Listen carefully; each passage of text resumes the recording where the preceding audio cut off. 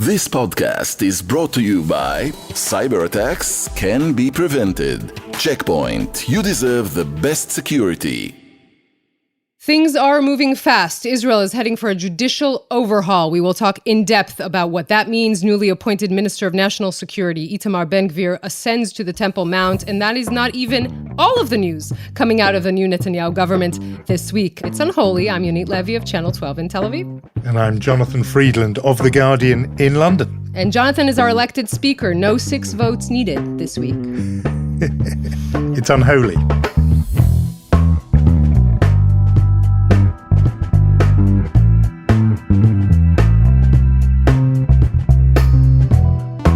Unholy, 2 Jews on the news from Keshet podcasts. Our first of 2023, Yonit. How was the new year for you? Well, nothing too interesting happening here. I mean, really, let's talk about your neck of the woods. I'm kidding, of course. I can't avoid that quote by Lenin, right? There are decades where nothing happens and there are weeks where decades happen. So that is, to be quite honest, the feeling on this end of the conversation, right? That this has been a week where decades happen. Things have been happening here very, very fast. Some people would actually feel that things are unraveling very fast. So I think that's the long answer to your question. How are things? Yeah, no, and we'll get into all of it in this episode. I was actually going to just mention as a little side note how I saw in the new year, because a new tradition has evolved in the Friedland household for December 31st as it turns to January the 1st. And it's a tradition of which I know you will approve, because last year, my wife and I stumbled across late at night, as in after midnight, after all the champagne and everything else had happened, aired very late on TV, was the greatest rom-com ever made, as you know. But the argument that we often have is whether it is the most Jewish film ever made. And When Harry Met Sally is, of course, what I'm talking about. And it was on last year. And Sarah and I looked at each other and just thought, we've got to watch it again. I mean, it is just because there are not many films set on New Year's Eve, actually. There's, many, many Christmas films, but films that, culminate on New Year's Eve, you'll have to, people can tell us, write in, go onto our Facebook page, Unholy Podcast, or Instagram or whatever, tell us other films with a New Year's Eve setting. But anyway, it gave me another chance for our perennial conversation of, is When Harry Met Sally not only clearly the best rom-com ever made, and perhaps best comedy ever made? I mean, candidate for one of the best films ever made. It's perfection. So I'm sensing you like it, time. right? I mean, it's really understated, but you like the film.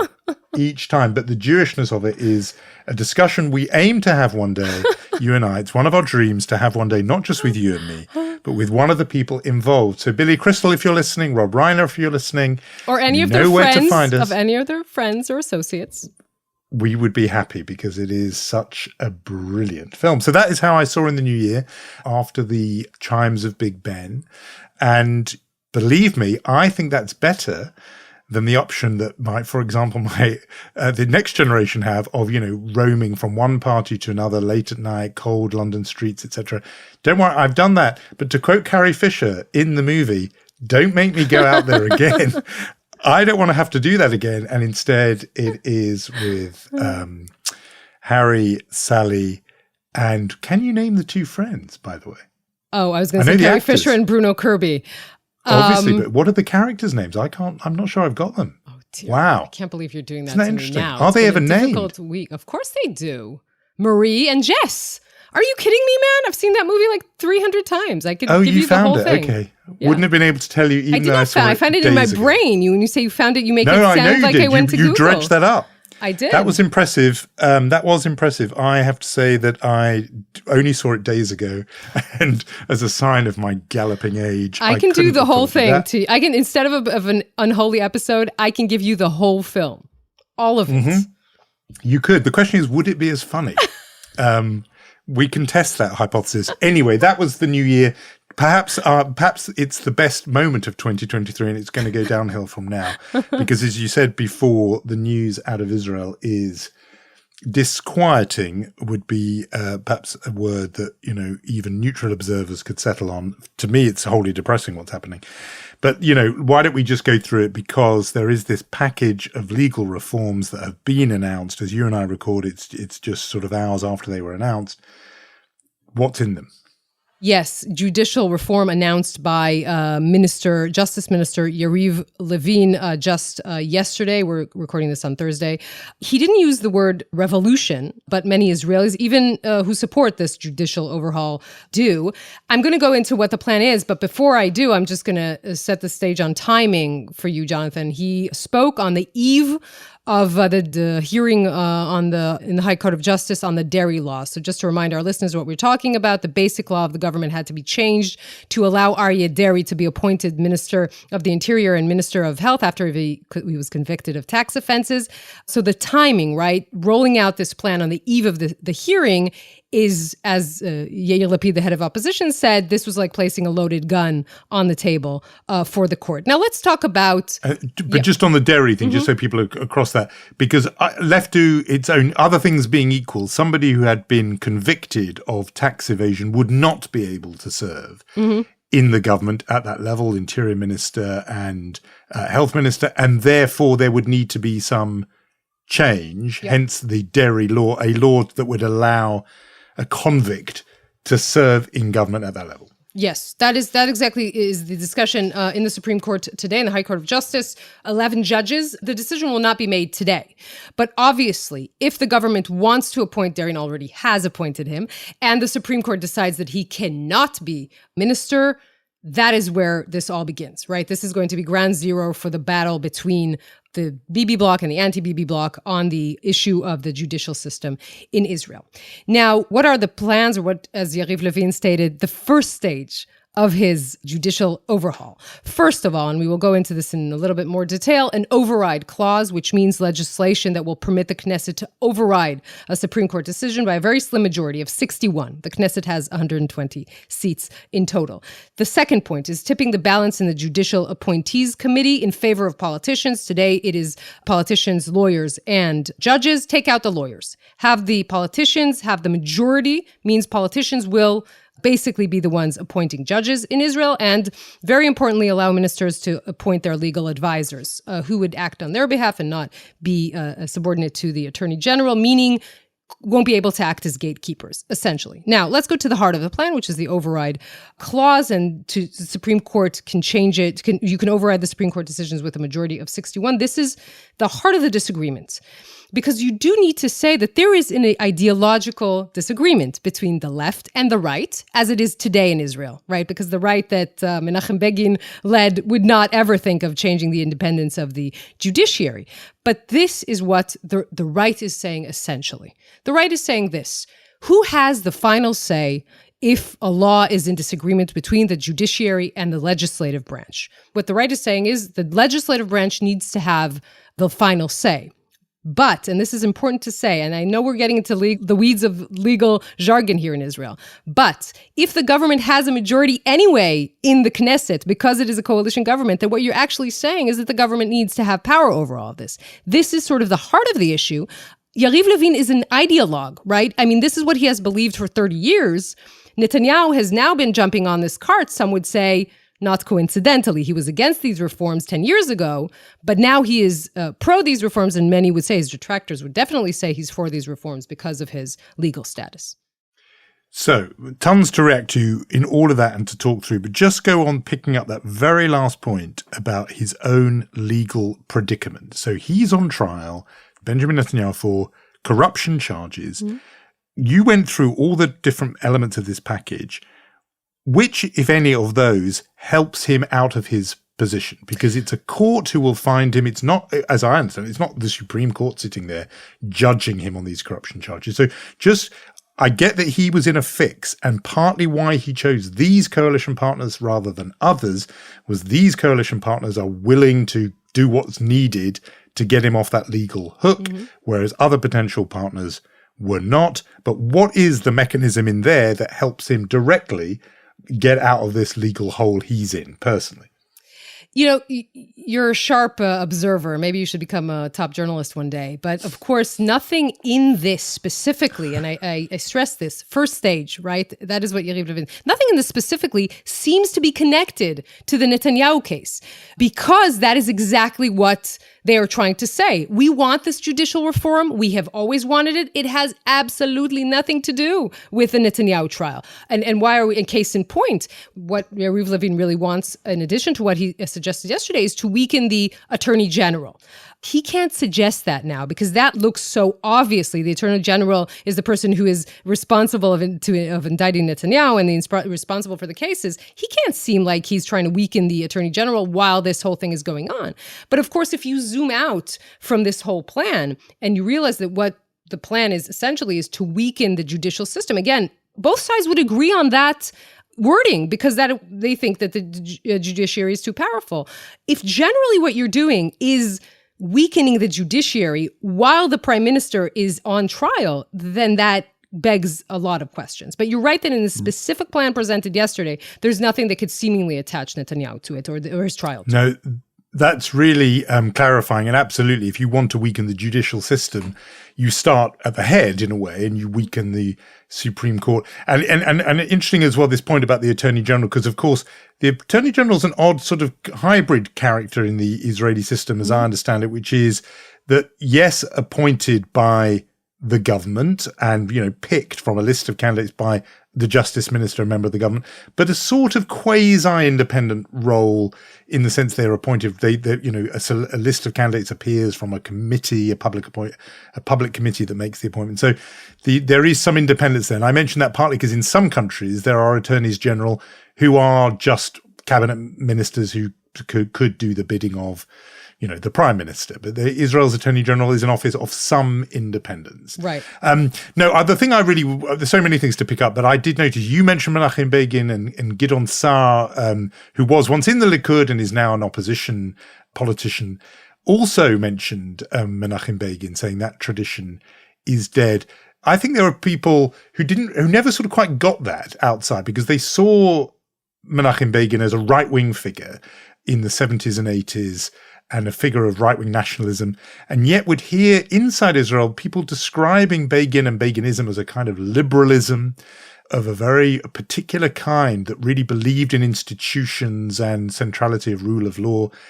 And that piece of kind of Herut Likud lineage has steadily been squeezed out of public life. There were these last holdouts, Benny Begin, Menachem Begin's son, Reuven Rivlin, the former president, was somebody who embodied that a little bit. And the thing I'm tempted to ask is there anybody on the government benches in Camp Bibi, even on that Likud list, who still carries a little bit of a flag for that? And the reason I ask partly is I remember, it's not that long ago, when the previous government was unraveling, our focus was on these one or two individuals who in the end did break off the coalition and crossed the floor, as it were. They changed sides, Idit Silman and a couple of other characters, and all eyes were on them because they wouldn't take it anymore. And I'm just wondering, is there anyone, I guess the answer to this is no, by the way, but is there anyone on the Likud side, on the right, who might find these judicial changes too much because they do erode what has been a crucial part of Israel's image around the world? We are the only democracy in the Middle East, and look at our Supreme Court. That is not what you'd find in anywhere else in this neighborhood. It's a robust, independent. Are there people in the Bibi slate of Likud Knesset members who might say, we can't be doing this? I think that's a salient question, and I don't really have the answer. But I will say this. What has happened to the Israeli political sphere is this really.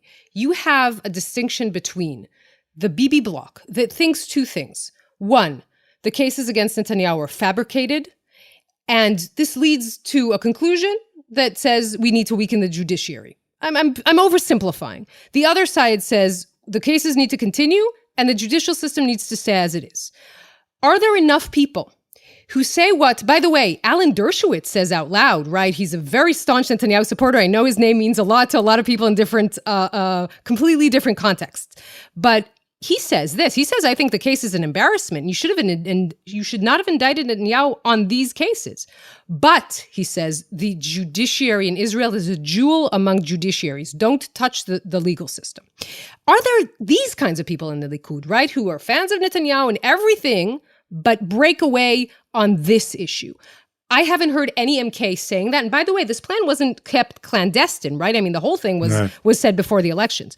But are there people in the public who think differently? I mean, there's really something very interesting, Jonathan. Obviously, Netanyahu said this plan was set out before the elections. There were 64 mandates, right? He won 64 seats. But when you ask people, specifically in polls, are they for changing the law for dairy? Are they for the override clause? These things don't have a majority, the other way around. So where are those people who actually are against this but still support Netanyahu? I think they exist. The question is, will they protest? Will they protest in the Knesset? Will they protest in the streets? I do not know the answer to that very good question. So then the question is about those people who are predictably and obviously against this. Mm-hmm. The liberals, secular, Western looking, as in they look towards and want Israel to be part of the West. Those Israelis, what is the mood among those people when they look at this? Because this is the kind of move that, we would have talked about even on this podcast, but people in our jobs have been reporting on out of Viktor Orban's Hungary, or, Poland, or other places where the eroding of institutions is a big signature move of that particular kind of nationalist populist government. And, Israel's been under Netanyahu before, obviously, but it hasn't got to this particular pitch where there is an assault, and a serious one, on the judiciary and on that kind of, democratic norm. Right. And I'm just wondering, how are people in that bit of Israel reacting to this? Is this, one of those moments where people think, I've taken a lot, but this is a line that should never be crossed, it can't be crossed, and people beginning to think, I'm not sure how I feel about my country anymore, if this is how it's being governed. What's the mood like among that, on the secular Israeli or liberal enlightened Israeli street? I think among those, that line from that Mika song, say goodbye to the world you thought you lived in. I think that would probably sum up the feeling. Look, Yariv Levin is planning to do this in a mere couple of weeks. Okay? Very, very quickly. Even if you are a staunch supporter of this plan because you think there should be a judicial overhaul, you need to ask yourself, I think, how can you do this in a couple of weeks? Like, what serious discussion can happen in weeks? And the answer is, of course, political and not any other answer. They wanted to do this as a shock and awe kind of thing, right? To borrow an Iraqi war term. So the other side is very fractured. The head of the opposition, as we speak now, is in a vacation in France, Yair Lapid. By the way, I have not heard the president of Israel say anything, Yitzhak Bougie Herzog, on this matter. The Israeli public, what is their reaction going to be? Again, I'm sorry I have more questions than answers, but I think that is going to be crucial to understand where all this is going in the coming weeks. Interesting you mentioned the president. I mean, presidents are meant to stay out of politics. Would that be within the sort of remit of a president to say, this is not on? Because what would be his basis to say that? Would it be that his job is to defend the constitution, the institutions? If he is concerned that the courts in this country will no longer be able to protect civil rights and liberties, I think that I would say something. Maybe he isn't concerned. That could be an option. But if there is a point in which you feel that there is sort of this tipping point in which something can change fundamentally, and this is a discussion about fundamentally changing the system, maybe you should say something. Maybe he's not concerned. I don't have an answer to that question. Well, if you're listening, President Herzog, the question has been put on the table. Bottom line, from putting together the two things you've just said there, this is going to happen, right? It's not as if there's some scenario where, apart from, I suppose, if Netanyahu softens this because he sees international reaction, he sees Israel's defenders. I mean, that Dershowitz point you made before is really telling, because he's somebody who's prepared to stomach a lot. I mean, he's a Trump supporter. He's not some, liberal New York Times op-ed page complainer who could easily be dismissed.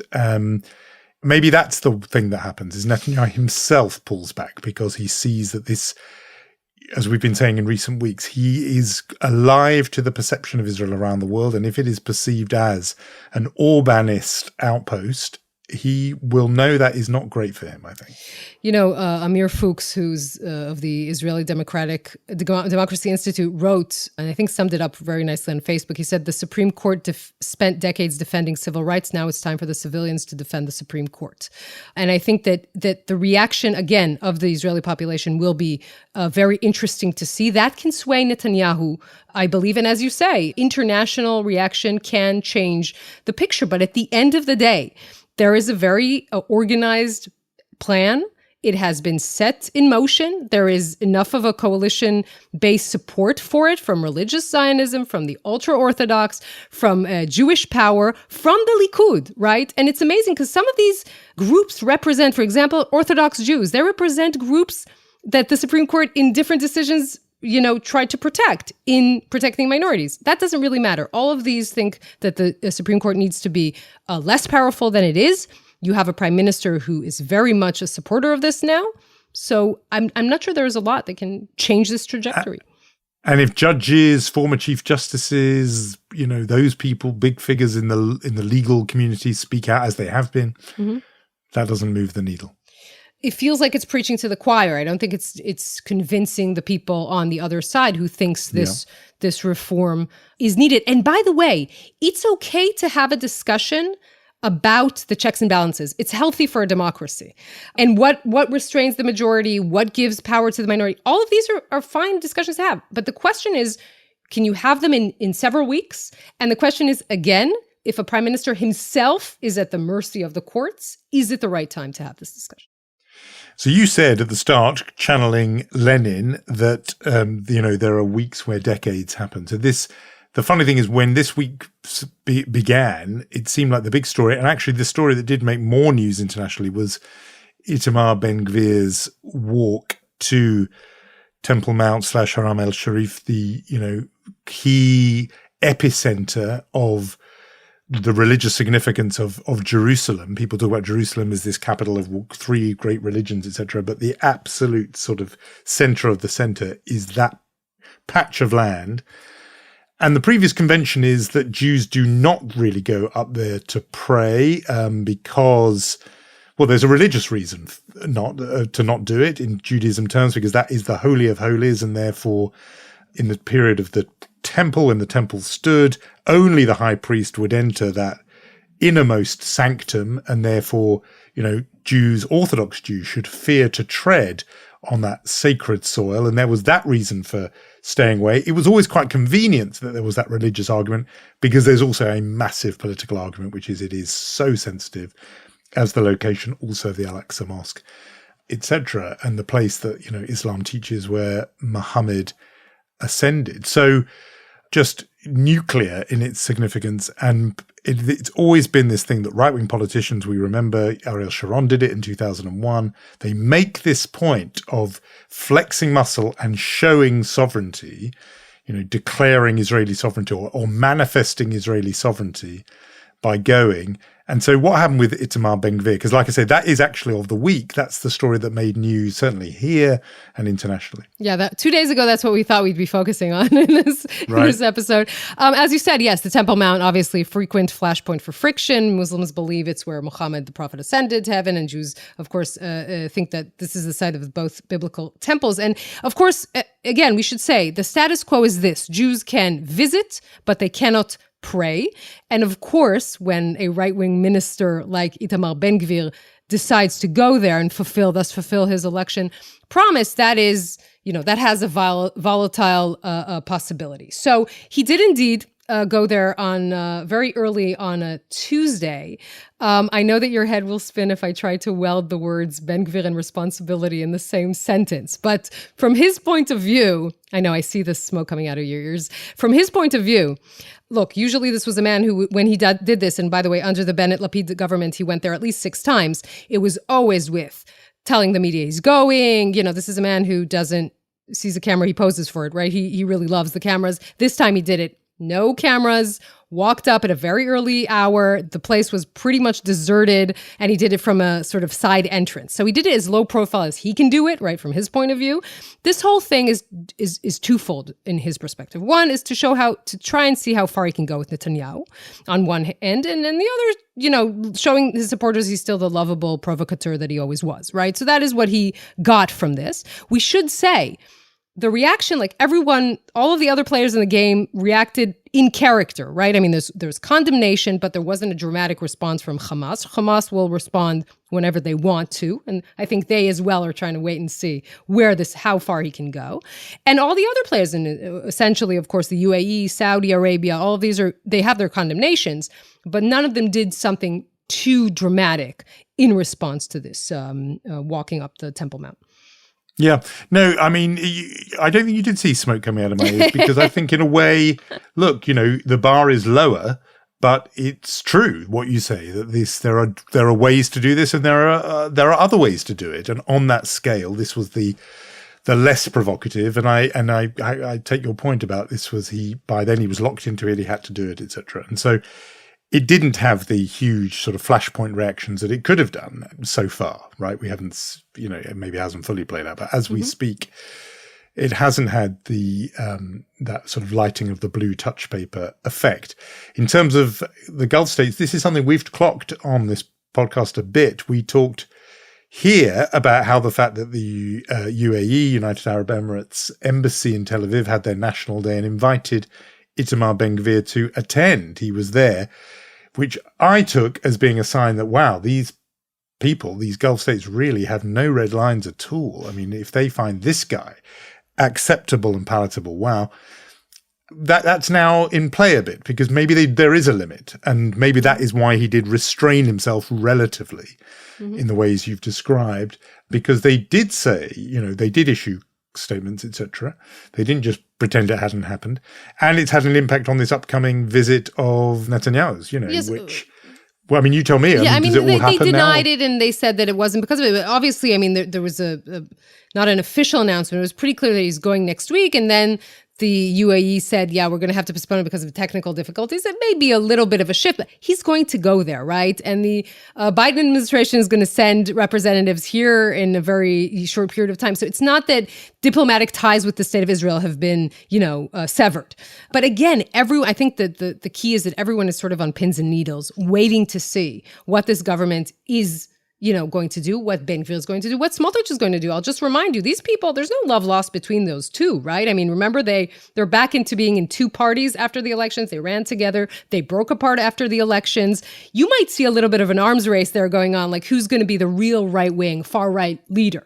So that is something interesting to watch. But again, everyone is sort of sitting and waiting to see where all this is unfolding. I do feel like I need to say something more, Jonathan, about the kind of mood of the country, because what we have been seeing, I mean, it's just a week since we talked about the swearing-in ceremony of the government. And I want to quote to you the coalition whip, Ophir Katz, who tweeted this line. He said, "It's time for the left to get used to the new reality. We don't care what you think anymore." And this seems like the motto for this government in a lot of what it is doing, right? I mean, we talked about the amendment to the discrimination law that will allow businesses and doctors to refuse to service people if it violates their religious beliefs. I don't think it will become a law, but it is in the coalition agreement, so that is a statement. The fact that the Haredim, the ultra-Orthodox, want a law to exempt them officially from military service, that is a statement. Whatever Ben-Gvir is doing and whatever the effect of it is a statement. And of course, changing the judicial system in this country is a statement. And the fact that this whole country is built on the idea of solidarity. And if you go to a hospital, you will see that beauty of a medical staff working together, Arabs and Jews and women and men and secular and religious. And the fact that might be frayed because of this, we don't care about you kind of attitude, I think that is something that is very, very worrying. And when you add to that the fact that we actually can't afford this because there are many external enemies as well, I think this is a sort of period of a lot of, I don't know, I sound like I'm in a little of a contemplative mood, but I mean, it's a very sort of intense kind of period here. Yeah.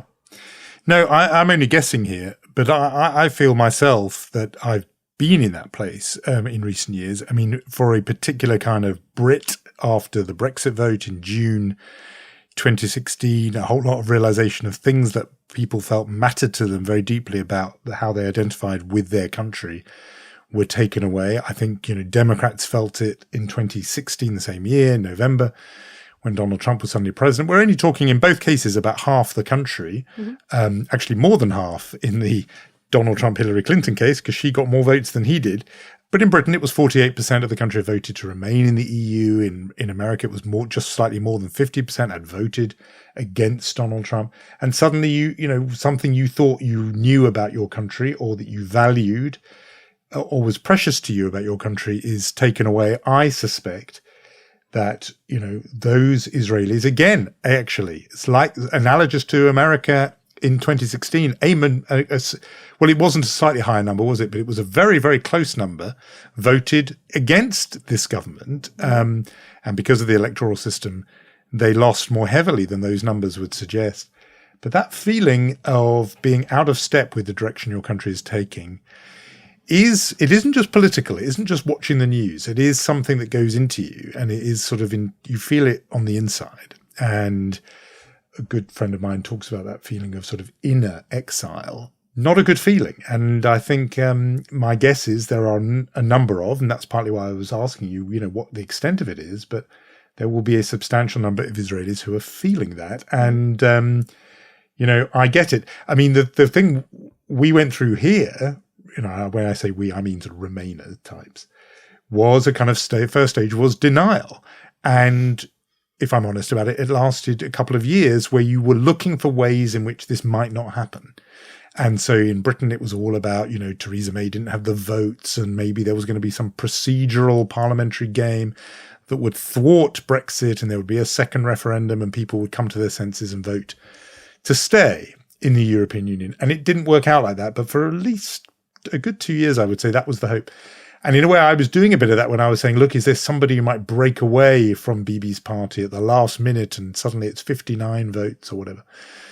And I just found myself doing the same when you mentioned Ben Gvir and Smotrich's mutual antagonism, because I suddenly thought, what if one of those two break away? Because they are, parties of the right can do these kind of crazy things and break out of the coalition and go into opposition.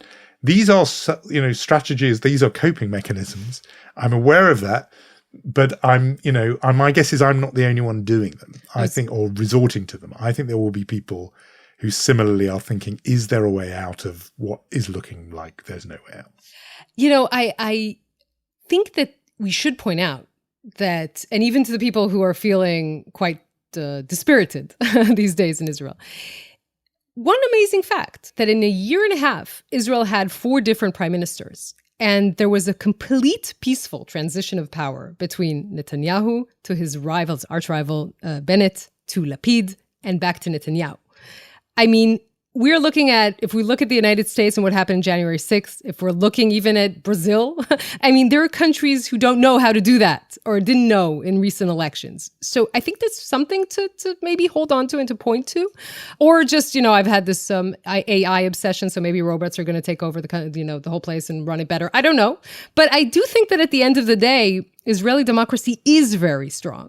I don't know exactly where all of this is heading. I told you this right after the elections. I said, I think I remember, I'm quoting me, so that means very strange. But I said to you, this battle over the soul of the country didn't end. It just begun. So I don't know where this is heading. I can definitely tell you it's not going to be boring. No, it won't. I think it might be tough. Some of our listeners will be cock-a-hoop and delighted all this is happening. And so, and will be affronted that I'm adopting the voice of sackcloth, ashes and mourning, because they'll be thinking this is all great. This is exactly what people voted for and bring it on. But at least a portion of our listeners will be feeling, I think, the way I am, and some of those Israelis you've been describing are feeling. The bit, by the way, of thinking, well, at least it was peaceful.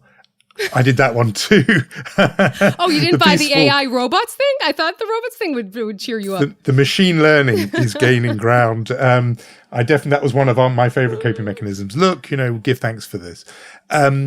All right. We should do some awards, don't you think?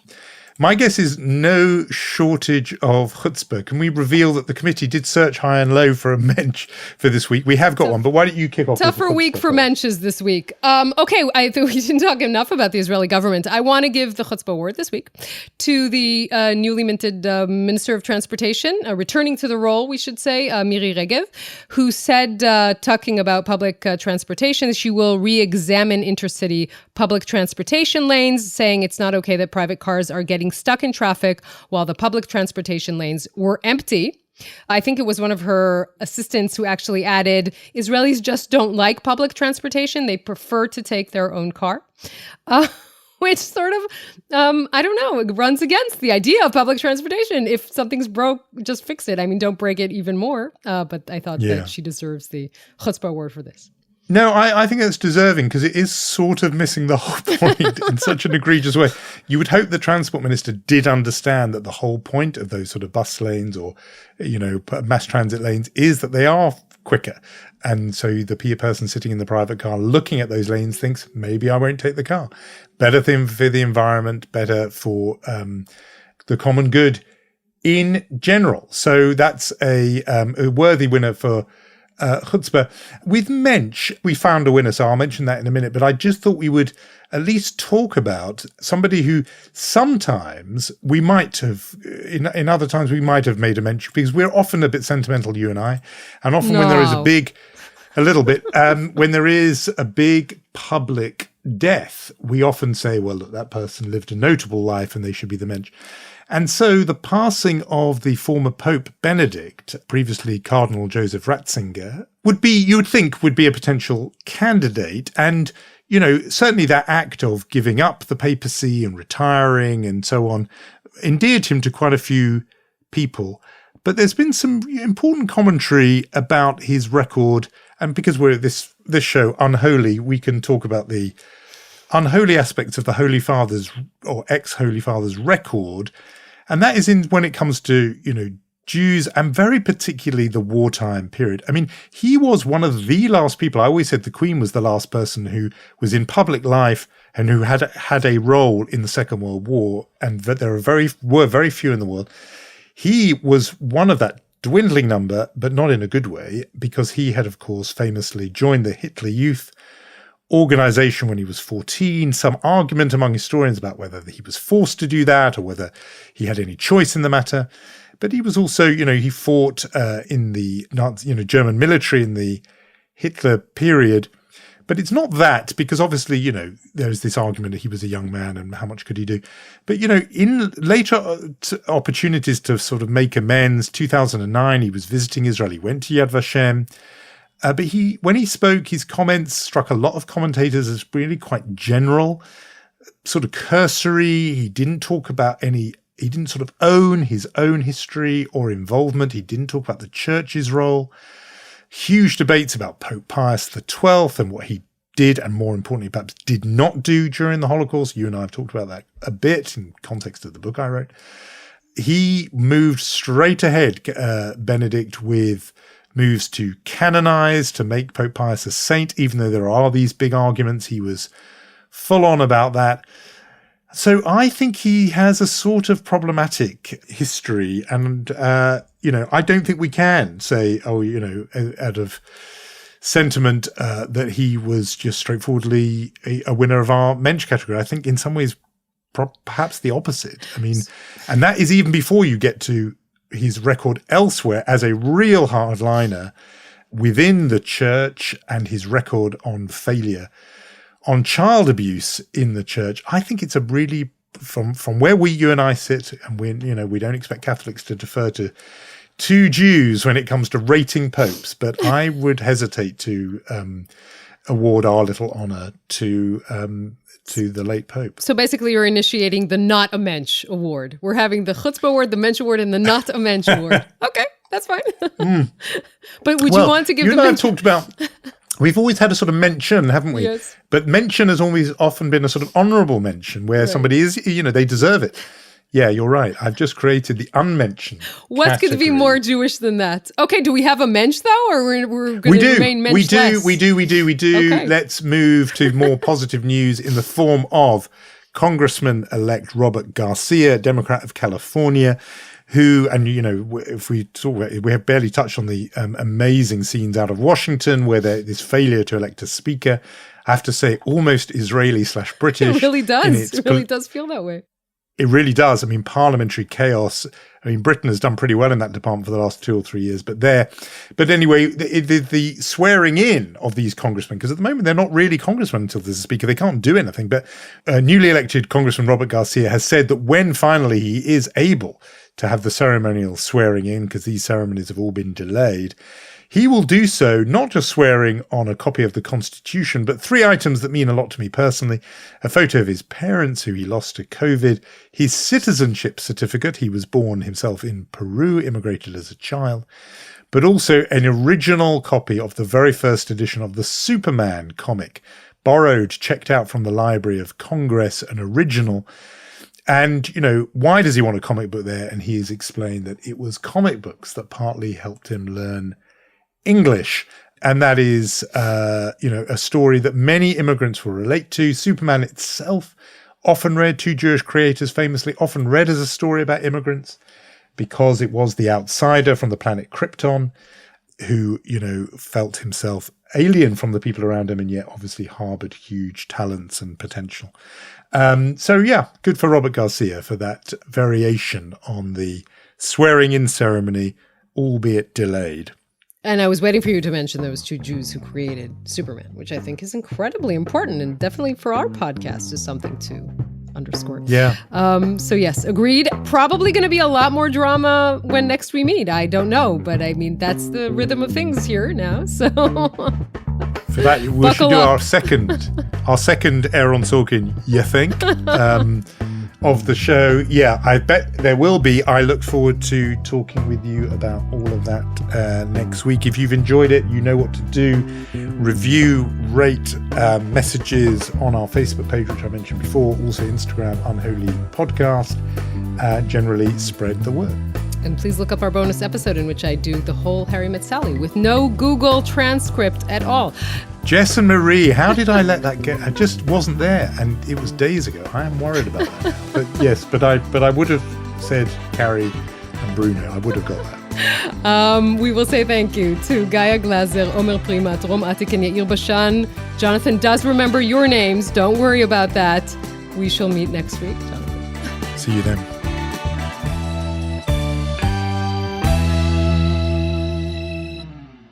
This podcast is brought to you by Cyber attacks can be prevented. Checkpoint. You deserve the best security.